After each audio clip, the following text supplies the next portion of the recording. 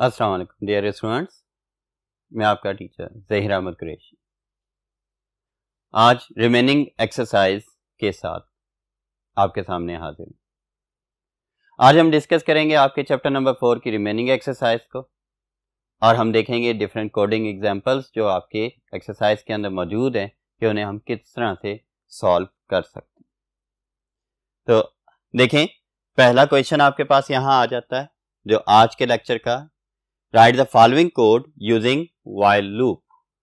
ये आपकी बुक में ये कोड दिया गया है क्या कि sum is equal to 0 for k is equal to 20, यानी कि फॉर लूप का यूज कर रहा है और कहता है कि इस फॉर लूप के कोड को व्हाइल लूप में चेंज करो। याद रखो बच्चों कि इस तरह के क्वेश्चंस आपके शॉर्ट क्वेश्चन के तौर पर पेपर में आ सकते हैं। अब देखें, सम इज की वैल्यू 0 इनिशियलाइज कर दी, इसके बाद फॉर का लूप स्टार्ट किया जिसमें k की वैल्यू 20 रखती। अब k की वैल्यू 20 रखने के बाद k की कंडीशन चेक कर रहा है कि k is less than 100 and k is equal to k plus 2 का इंक्रीमेंट लगा रहा है। Then sum is equal to sum plus k। अब ब्रेसेस कोई नहीं है, जब ब्रेसेस कोई नहीं है तब मींस के ये सिंगल स्टेटमेंट क्या है, इस लूप के ऊपर डिपेंड कर रही है। और ये cout outside the loop body लिखा गया है। Cout sum is equal to और सम की वैल्यू। अब इसी कोड को हम यूजिंग व्हाइल लूप लिखते हैं। सम इज इक्वल टू 0, ये पहले से इनिशियलाइज था, हमने इनिशियलाइज कर दिया। अब ये जो इधर फॉर लूप के अंदर इनिशियलाइजेशन हो रही थी, व्हाइल लूप के अंदर इनिशियलाइजेशन लूप की बॉडी से पहले हो जाती है। इस वजह से हमने k इज इक्वल टू 20 भी लूप व्हाइल से पहले ही लिख दिया। व्हाइल के अंदर क्या आएगा, जो इधर की कंडीशन होगी वो व्हाइल के अंदर आ जाएगी। k इज लेस देन 100 था, हमने क्या किया, व्हाइल का कीवर्ड और उसके बाद k इज लेस देन 100 लिख दिया। अब इसकी बॉडी बनाई, बॉडी में ब्रेसेस, ब्रेसेस में सम वाली स्टेटमेंट आ गई कि sum is equal to sum plus k, same statement आ गई। अब ये k is equal to k plus 2 जो कि फॉर लूप का ये इंक्रीमेंट वाला एरिया था, ये पार्ट था, इसे हम इस स्टेटमेंट के बाद में लिख रहे हैं। क्योंकि देखिए यहां पर भी sum is equal to sum plus k करने के बाद कंट्रोल कहां जाता था, k is equal to k plus 2 के ऊपर जा रहा था। तो इसी तरह से पहले ये सम को एग्जीक्यूट कर रहा है, फिर k की वैल्यू को इंक्रीज कर रहा है। अब k की वैल्यू 2 से इंक्रीज हुई, फिर ये चलता रहेगा प्लस 2 होते होते कहां तक, 100 तक।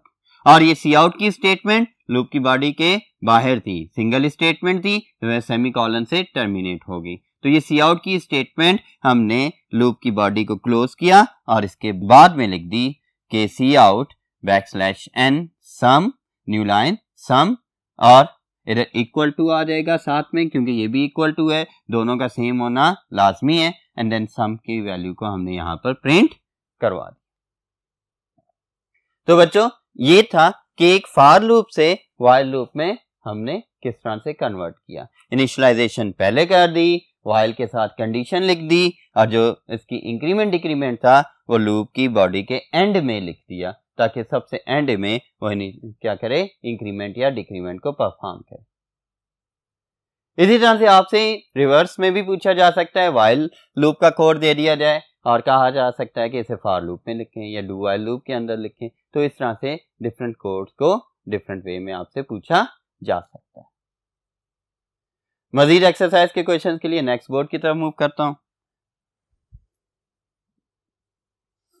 एक और एक्सरसाइज क्वेश्चन नंबर 8 जो कि शॉर्ट क्वेश्चंस के पोर्शन का है।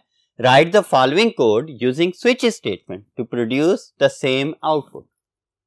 इधर हमें आउटपुट से गर्ज नहीं है, पिछले प्रोग्राम में भी हमें आउटपुट से गर्ज नहीं थी, एक स्ट्रक्चर के कोड को दूसरे स्ट्रक्चर में लिखना था। सेम यहां पर ये कह रहा है कि इफ एल्स इफ के थ्रू इसने कोड लिखा है और कहता है कि इस सेम कोड को स्विच स्ट्रक्चर में आप लिख रहे हैं। तो बच्चों इफ और इफ के बाद चॉइस इज इक्वल टू 1 की कंडीशन लगा रहा है कि क्या चॉइस 1 के बराबर है, देन सी आउट कर दो क्या चीज, सम इज इक्वल टू और x प्लस वाई, दो वैल्यूज इसने इनिशियलाइज करवाई हुई है, उनका सम प्रिंट कर दो। नहीं तो अगर ये इक्वल टू 1 नहीं है then else if choice is equal to 2, क्या ये 2 के बराबर है, अगर बराबर है देन क्या करो, प्रिंट कर दो on the screen product is equal to और x इंटू वाई की वैल्यू को प्रिंट कर दो। एल्स अगर ना 1 के बराबर है चॉइस, ना 2 के बराबर है, फिर एल्स क्या ब्लॉक इसने यूज किया है और इसमें लिखा है cout average is equal to x plus Y divided by 2 कि x प्लस वाई करो और 2 से डिवाइड कर दो और उसे average is equal to on the screen print कर दो। लेकिन हमने इसकी आउटपुट नहीं लिखनी, क्यों? हमसे क्वेश्चन में नहीं मांगी गई कि आउटपुट लिखो, हमसे कहा जा रहा है कि स्विच स्टेटमेंट के थ्रू इस कोड को लिख दो। तो आते हैं इसके सोल्यूशन की तरफ। अब इसके सोल्यूशन में देखें, यहां पर हमने इफ कंडीशन यूज की, लेकिन इधर choice equal to 1 choice equal to 2 था। यहां हम क्या कर रहे हैं, स्विच स्ट्रक्चर के स्विच का कीवर्ड यूज करके आगे हमने चॉइस का वेरिएबल यूज कर लिया। अब जो भी चॉइस की वैल्यू इनपुट हो रही है वो क्या करेगा, इसकी बॉडी में आएगा और केस के कीवर्ड के सामने हमने 1 2 रख दिया, केस के कीवर्ड से मैच करेगा। क्या चॉइस की वैल्यू 1 इस 1 के बराबर है? अगर तो बराबर होगी तो सी आउट सम, ये जो सी आउट था ये सी आउट हमने इसकी बॉडी में रख दिया केस के ब्लॉक में, और cout sum is equal to X plus Y. और इसे प्रिंट करने के बाद क्या कर जाओ, ब्रेक कर जाओ, क्योंकि आप जानते हैं कि स्विच स्टेटमेंट के अंदर अगर ब्रेक स्टेटमेंट यूज नहीं करेंगे तो ये नेक्स्ट ब्लॉक को एग्जीक्यूट करना शुरू कर देगा। अगर चॉइस की वैल्यू 1 नहीं है, इसे कंपेयर करो 2 से, अगर तो ये 2 है देन क्या करो, product is equal to x into y कर दो और प्रोडक्ट का प्रिंट कर दो और फिर ब्रेक कर दो। अगर ना 1 है चॉइस की वैल्यू, ना 2 है, देन बाय डिफॉल्ट क्या करना है, cout average is equal to X plus Y divided by 2, और जो एवरेज है वो लिखने, और हम ब्रैकेट क्लोज कर देंगे क्योंकि स्विच स्ट्रक्चर के बाद ब्रैकेट स्टार्ट होती है जो कि एंड में क्लोज भी हो रही होती है।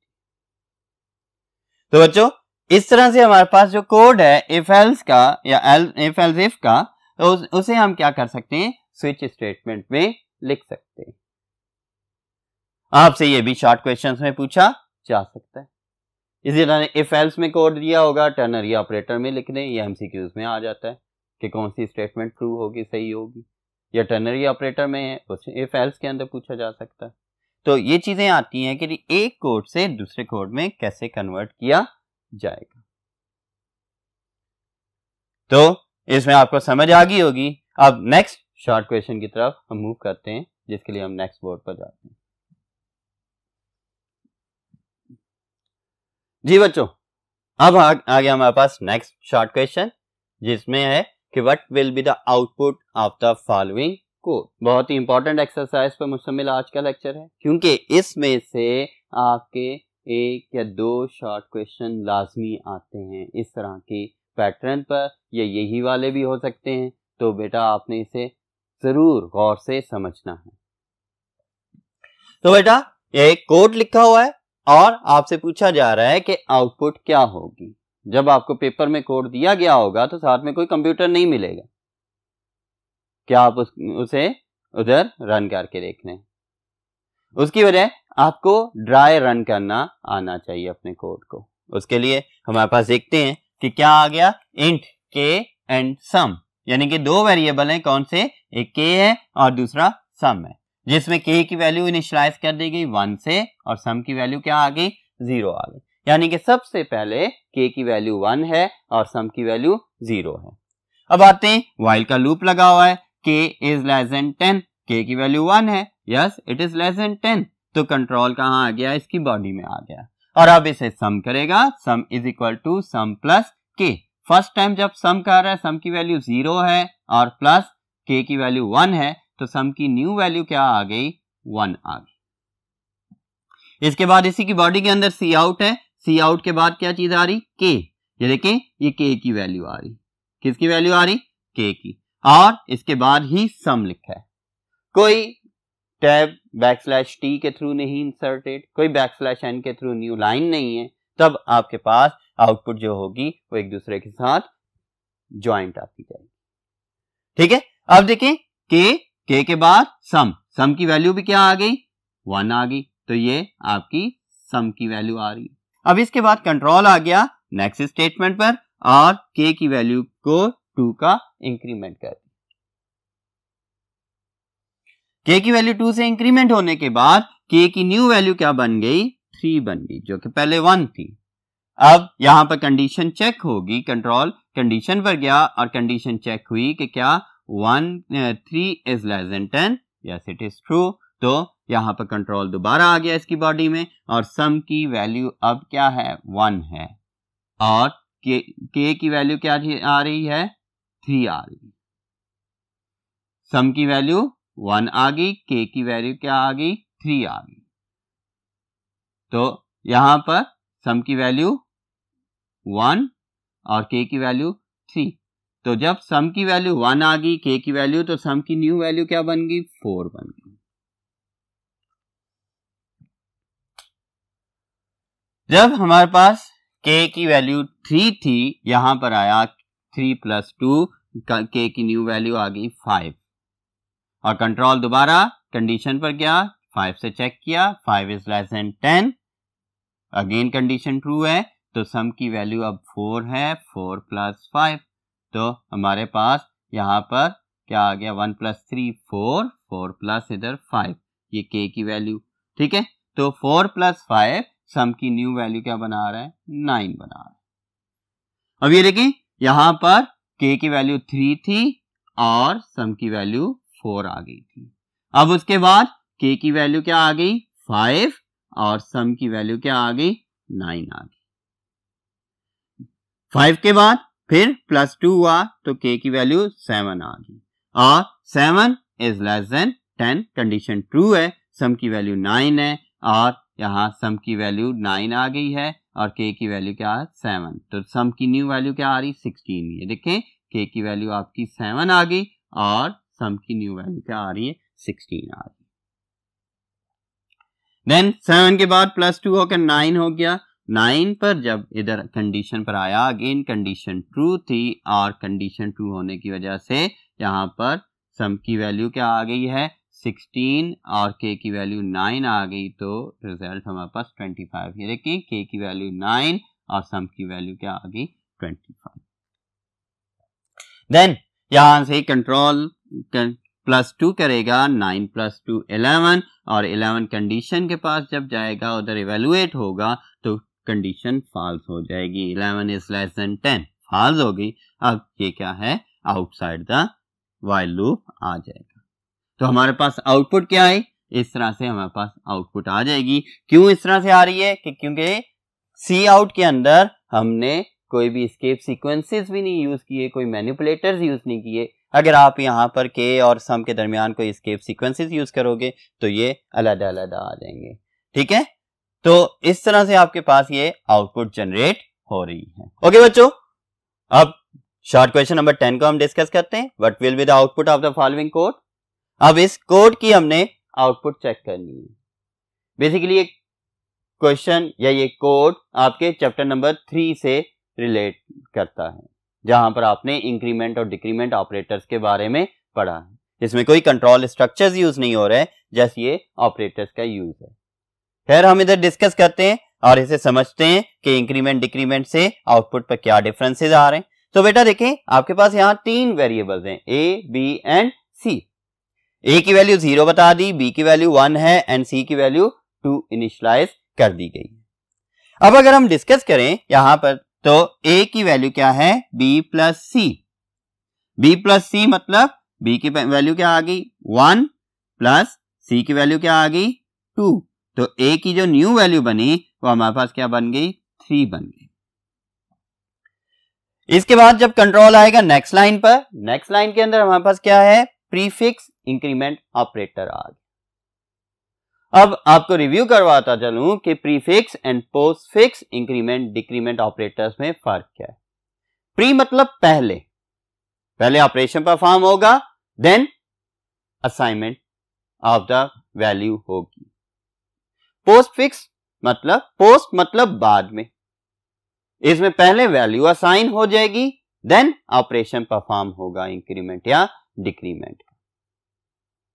ठीक है बच्चों, तो यहां अगर हम देखें तो b = ++ a मतलब यहां पर प्रीफिक्स है के ++3 और बी में क्या वैल्यू असाइन की जा रही है, बी की वैल्यू मेरे पास बन जाएगी 4। क्यों?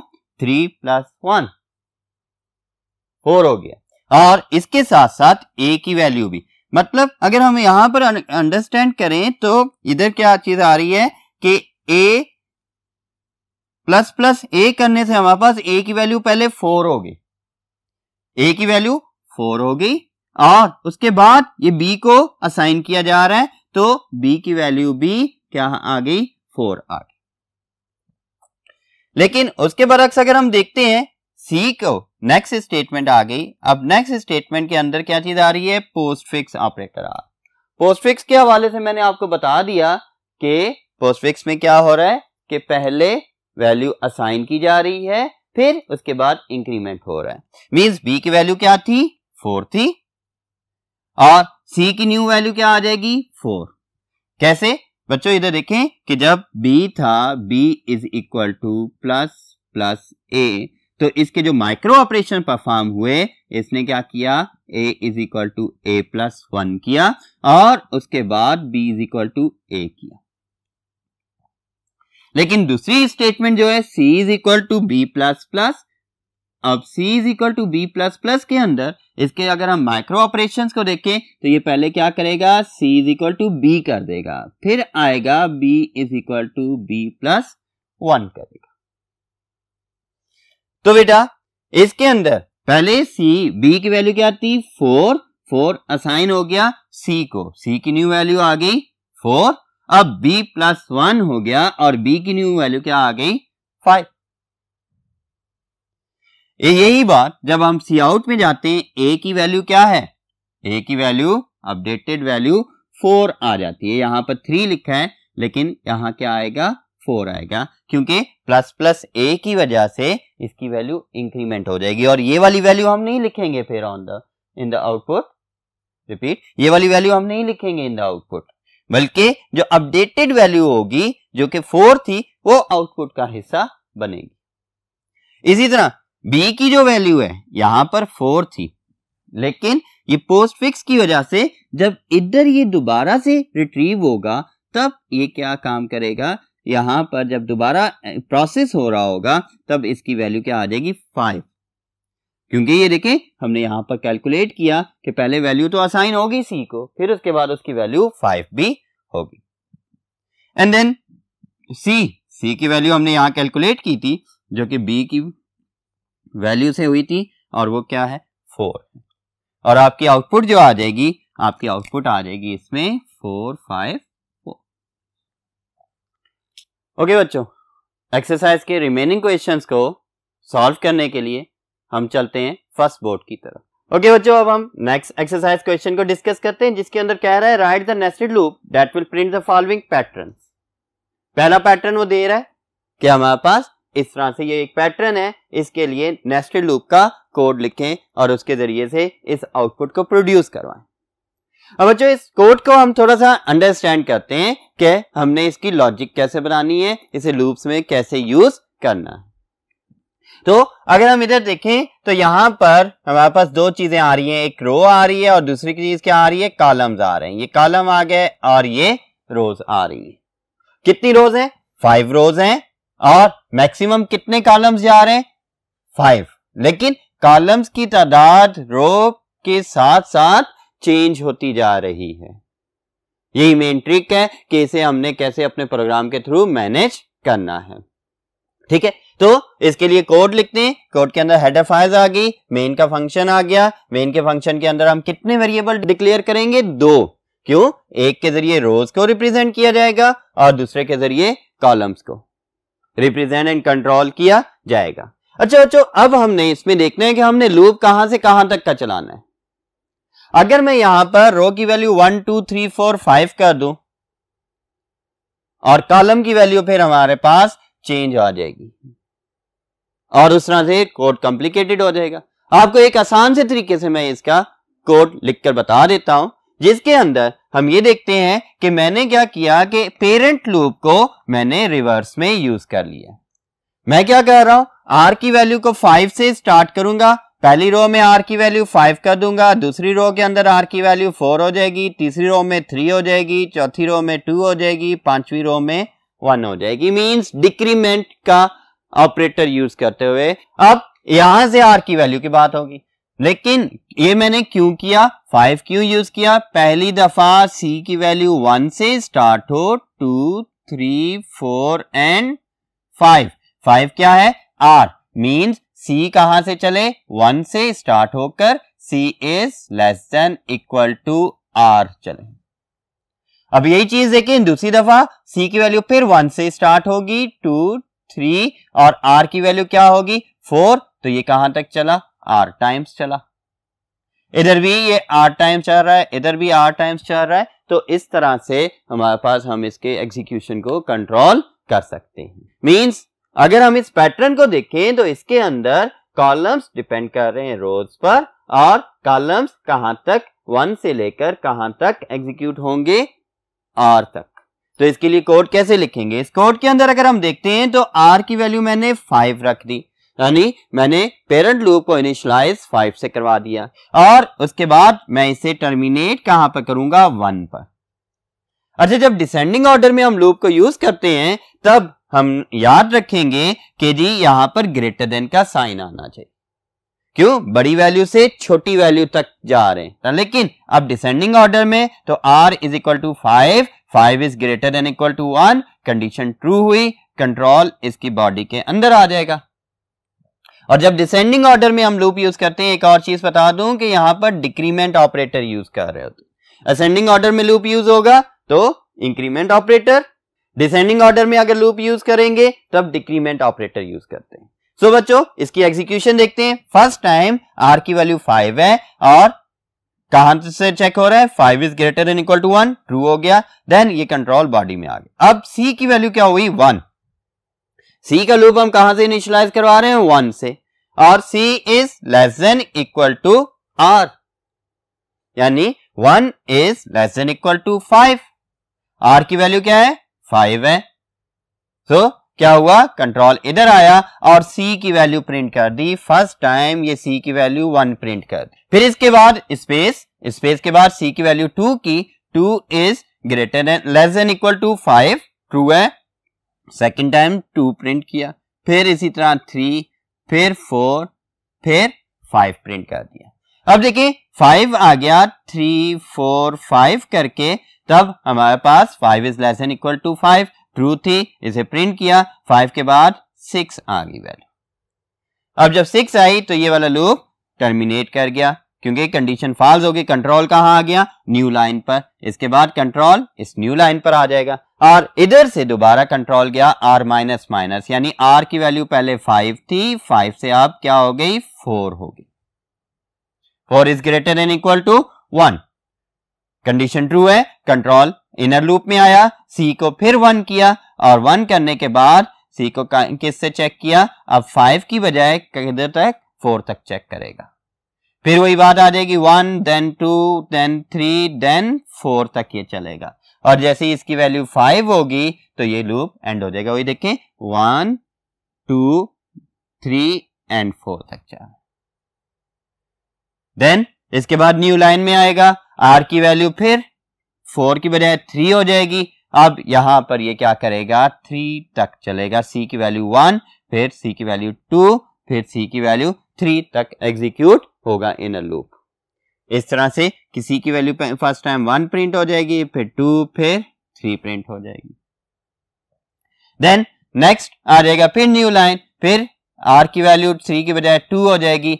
फिर यहां पर आपका ये लूप किधर तक चलेगा, 2 तक चलेगा, 1 से लेकर 2 तक। मींस 1 पर एग्जीक्यूट हुआ, 1 पर एग्जीक्यूट होने के बाद 2 पर एग्जीक्यूट हुआ, और 2 के बाद 3 पर टर्मिनेट कर गया। टर्मिनेट करने के बाद यहां देखें 1 एंड 2 के लिए एग्जीक्यूट हो गया। आउटर लूप पर आएगा कंट्रोल और 2 को 1 कर देगा। 1 is greater than equal to 1, 1 is not greater than 1 but equal to 1, तो ये फिर ट्रू होगी कंडीशन। फिर यहां पर आएगा कंट्रोल और r की वैल्यू 1 तक, यानी c का लूप 1 से लेकर 1 तक एग्जीक्यूट होगा। अब c की वैल्यू क्या है, 1 is less than equal to 1, true हो गया। 1 टाइम ये 1 प्रिंट हो गया, सी की वैल्यू 1 थी। फिर इसके बाद सी की वैल्यू 2 हो गई, तो 2 के ऊपर लूप फॉल्स हो गया, इनर लूप, और कंट्रोल कहाँ चला गया, आउटर लूप पर। आउटर लूप की वैल्यू भी क्या हो गई, 1 की बजाय 0 हो गई। अब 0 is greater than equal to 1 false हो जाएगा, और कंट्रोल कहाँ पर आ जाएगा, आउटसाइड पर आ जाएगा। तो इस तरह से आपके पास ये पैटर्न वाला प्रोग्राम एग्जीक्यूट भी होता है। ठीक है बच्चों, तो इस तरह के क्वेश्चन आपसे पेपर में पूछे जाते हैं, डिफरेंट ट्रिक्स के साथ इसके अंदर वैल्यूज चेंज कर दी जाती हैं, लेकिन आपने क्या करना होता है, इसी तरह से कोई क्या चेंज करनी होगी, हमने या तो असेंडिंग ऑर्डर में लूप को चलाना है या डिसेंडिंग ऑर्डर में चलाएंगे, वन थिंग। सेकेंड थिंग हम ये देखेंगे कि इनर लूप स्टार्ट कहां से हो रहा है और एंड कहां पर होगा। थर्ड थिंग क्या देखेंगे कि हम प्रिंट क्या कर रहे हैं, क्या वो आर की वैल्यू है, आउटर लूप की वैल्यू है, या सी की वैल्यू जो कि इनर लूप की वैल्यू आ रही वो आ रही है, या उनका कोई कॉम्बिनेशन आ रहा है। तो इस तरह से हम इसकी आउटपुट को ट्रेस करते हैं।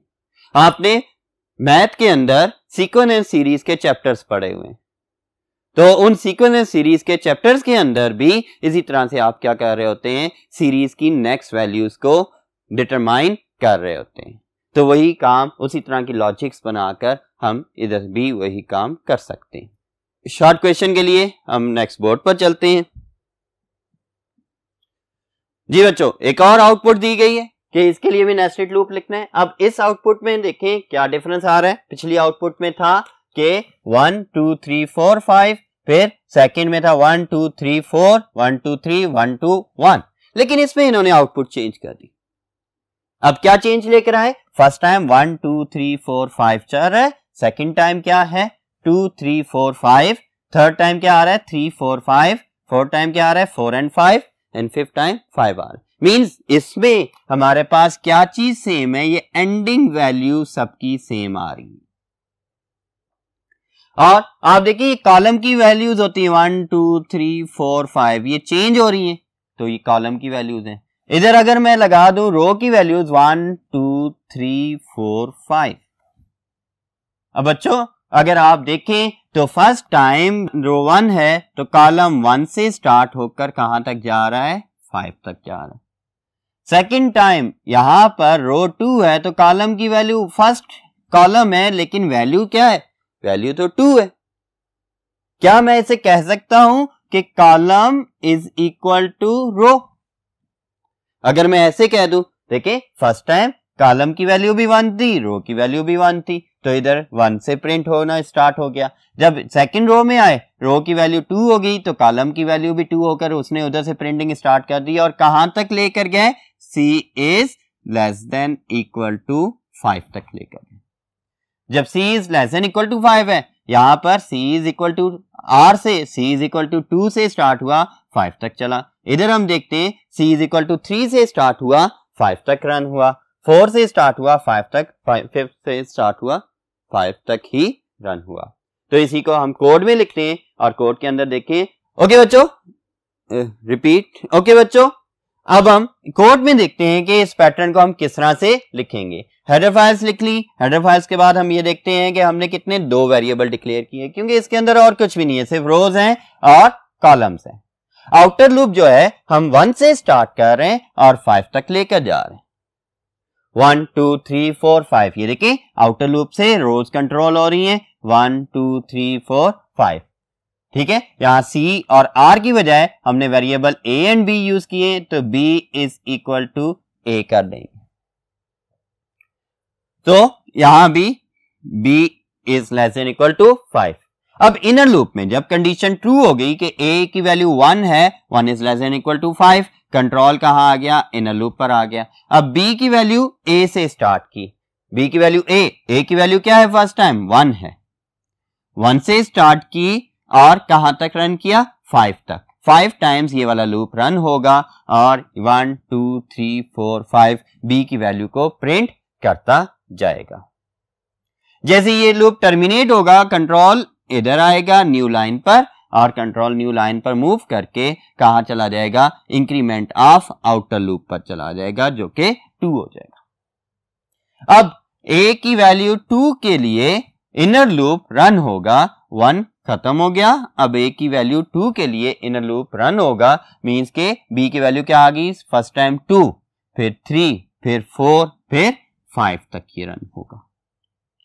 फिर लूप टर्मिनेट होगा और न्यू लाइन के बाद आउटर लूप पर जाएगा और a की वैल्यू क्या आ जाएगी, 3 आ जाएगी। अब 3 के लिए कंडीशन चेक होगी जो कि ट्रू है और यहां पर b की वैल्यू भी क्या हो जाएगी, स्टार्टिंग वैल्यू 3 हो जाएगी। अब 3 से 5 तक के लिए ये लूप एग्जीक्यूट होगा, फर्स्ट टाइम 3, फिर 4, फिर 5, देन लूप टर्मिनेट हो जाएगा। फिर a की वैल्यू 4 हो जाएगी और 4 के लिए फिर इनर लूप 4 से स्टार्ट होकर 5 तक रन होगा। और 4 के बाद 5 की बारी आती है कि यहां भी 4 हो गया और यहां पर 5। अब 5 is less than equal to 5, condition true है इक्वल टू की वजह से इधर आया। b की वैल्यू अब क्या हो गई, 5 से ये स्टार्ट हो रही है। b की वैल्यू इक्वल टू a थी, a की वैल्यू 5 थी, b की वैल्यू भी 5 हो गई। 5 से इधर अब b की वैल्यू क्या है, 5 is less than equal to 5, true हो गया, कंडीशन ट्रू है तो ये b एग्जीक्यूट हुआ और इसके बाद ये नेक्स्ट पर मूव कर गया। यहां पर 6 हुआ, यहां से लूप टर्मिनेट कर गया, कंट्रोल न्यू लाइन पर आया इधर और इसके बाद ये आउटर लूप पर गया जिधर इसकी वैल्यू भी 6 हो गई और ये 6 वैल्यू इसे क्या कर रही है, इस आउटर लूप को भी टर्मिनेट कर रही है और ये कंट्रोल आउटसाइड द आ जाएगा और लूप को टर्मिनेट कर देगा। तो बच्चों इस तरह से आपके पास ये आउटपुट आएगी। देखिए क्या चेंज किया, असेंडिंग ऑर्डर की बजाय डिसेंडिंग ऑर्डर लूप लगा लिया या फिर हमने कहां से स्टार्ट किया और कहां पर एंड किया, ये चीजें आपके पास आ जाती हैं जिनके थ्रू आप बहुत क्लियरली ये चीज आइडेंटिफाई कर सकते हो कि हमने लूप की वैल्यूज कौन सी रखनी है। जस्ट आप पैटर्न को समझे और उसके मुताबिक उसे प्रिंट करने की कोशिश करेंगे। एक और प्रोग्राम देखते हैं नेक्स्ट बोर्ड के ऊपर।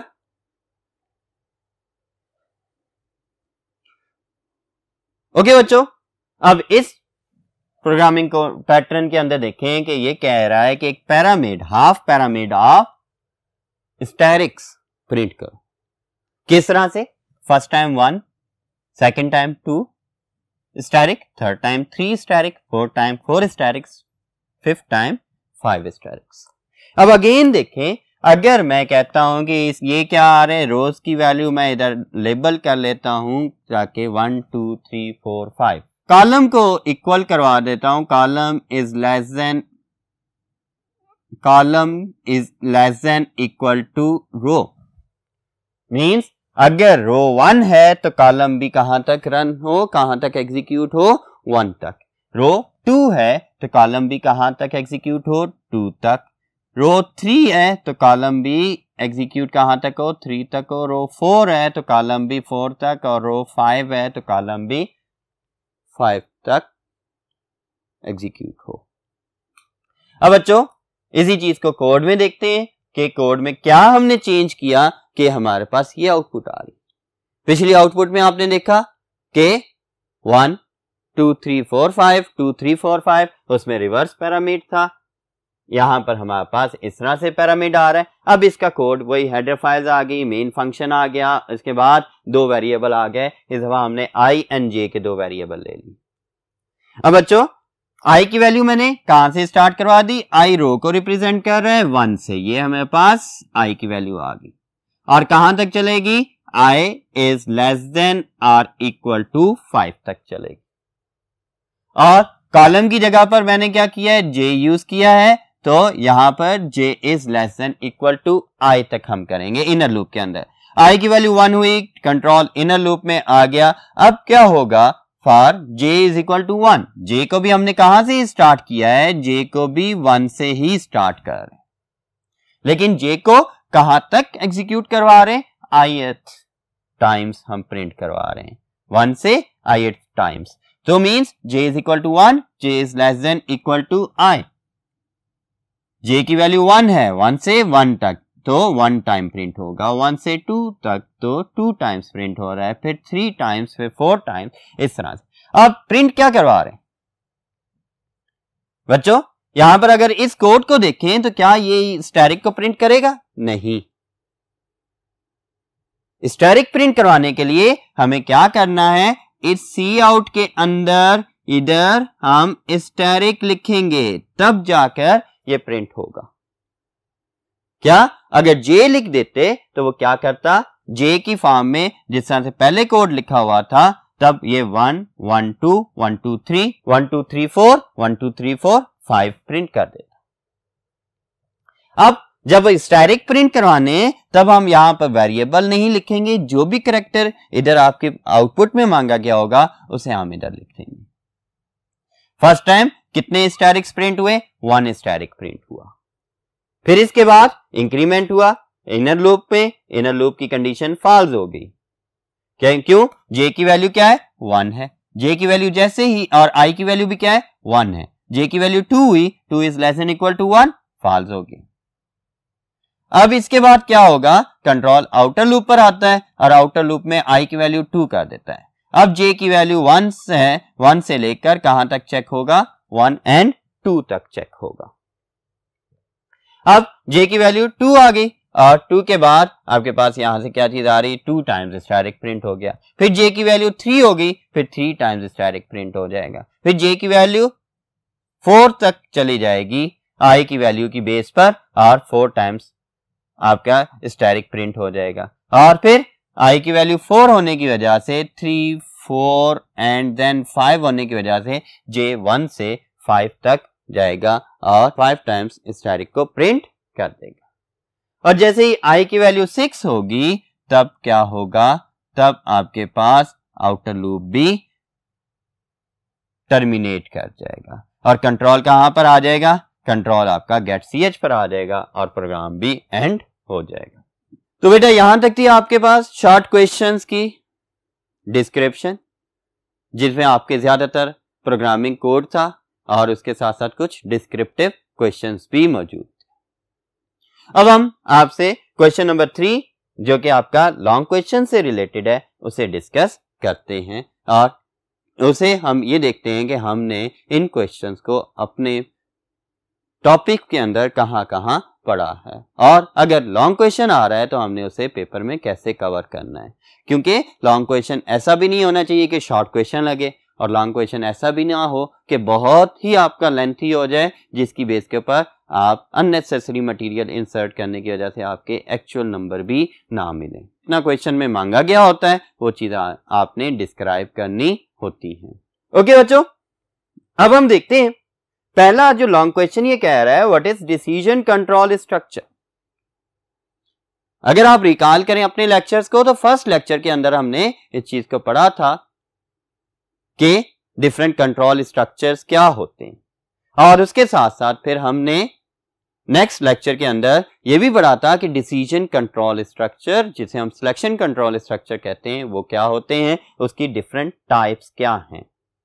तो ये कह रहे हैं लॉन्ग क्वेश्चन है आपके पास, what is decision control structure, explain all types of if statements with syntax and one example. Complete question आपकी बुक में भी लिखे हुए हैं, ठीक है। तो बेटा कि आपने यहां पर इस लॉन्ग क्वेश्चन में क्या क्या चीजें डिफाइन करनी है, अब 4 चीजें आपने डिफाइन करनी है। सबसे पहले आपने डिसीजन कंट्रोल स्ट्रक्चर को डिफाइन करना है, एक चीज। फिर उसके बाद 3 टाइप के इफ स्टेटमेंट्स हैं, सिंपल इफ एल्स और एल्स इफ। अगर यहां पर वो कहता कि all type of decision control structures, तो फिर आप स्विच स्टेटमेंट को भी डिस्कस करते हैं। यहां पर इफ स्ट्रक्चर पूछे हैं तब आप क्या कर रहे हो कि तीनों इफ स्टेटमेंट्स को आप डिफाइन करोगे, उनका सिंटैक्स लिखोगे। अब देखिए बेटा, आपको जब पढ़ाया गया था लेक्चर में वो इंडिविजुअल एक लॉन्ग क्वेश्चन के तौर पर पढ़ाया गया था कि एल्स इफ की अगर हम बात करते हैं, एल्स इफ को डिफाइन किया था, सिंटैक्स लिखा था, उसकी वर्किंग थी और एग्जांपल थी। लेकिन यहां पर हमने क्या करना है, डिसीजन कंट्रोल स्ट्रक्चर 1 से 2 नंबर की आपकी डेफिनेशन बनती है, फिर आपसे 3 टाइप्स पूछी गई, वो भी 2-2 नंबर की आपके टाइप्स बन रही होती। इनमें आपने उनको डिफाइन करना है, उनका सिंटैक्स लिखना है और एक छोटी सी एग्जांपल लिखनी है। वर्किंग बेशक आप इनमें ना लिखें, सिंटैक्स के थ्रू ही आप उसे डिस्क्राइब कर सकते हैं। या अगर वर्किंग लिखेंगे भी तो आप बहुत ही शॉर्ट वर्ड्स के अंदर उसे डिस्क्राइब कर देते हैं कि इसकी वर्किंग इस तरह से। तो इस तरह आपने एक लॉन्ग क्वेश्चन को अटेम्प्ट करना होता है। ऐसा भी ना हो आपके लॉन्ग क्वेश्चन के अंदर कि आप 1 घंटा एक लॉन्ग क्वेश्चन पर लगा दें और बाकी पेपर खाली छोड़कर आ जाएं कि बाकी पेपर के लिए टाइम ही नहीं बचा। आता आपको सब कुछ हो लेकिन टाइम की कमी भी नहीं हो जाएगी। याद रखें, अच्छे मार्क्स लेने के लिए ना सिर्फ अच्छी प्रिपरेशन लाजमी होती है बल्कि अच्छी टाइम मैनेजमेंट भी आपकी होनी चाहिए। इसके बाद नेक्स्ट लॉन्ग क्वेश्चन की बात करते हैं। Explain the purpose off switch statement with syntax and one example. Means आप स्विच स्टेटमेंट का पर्पस बताते हो कि वो क्या है और हम उसे क्यों यूज कर रहे हैं, फिर उसके बाद उसका सिंटैक्स बताते हो और उसकी एक एग्जांपल भी बता देते हैं। ठीक है, अगेन इसके अंदर सिंटैक्स के साथ थोड़ी सी इसकी वर्किंग आप बता देते हो कि किस तरह से केसेस को कंपेयर करते हैं।